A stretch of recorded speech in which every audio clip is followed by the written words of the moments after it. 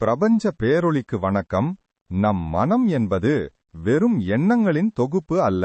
அது நம் வாழ்நாள் முழுவதும் சேகரித்த நினைவுகள், அனுபவங்கள், நம்பிக்கைகள் மற்றும் பதிவுகளின் களஞ்சியம். ஒவ்வொரு நிகழ்வும் நம் முன் வரும்போது அதை நாம் புதிதாக பார்ப்பதில்லை. கடந்த கால நினைவுகளின் அடிப்படையில் அதற்கு அர்த்தம் கொடுக்கிறோம். அந்த அர்த்தத்திலிருந்தே உணர்வுகள் உருவாகின்றன. ஒரே நிகழ்வை ஒருவர் மகிழ்ச்சியாக உணரலாம், மற்றொருவர் துயரமாக உணரலாம்.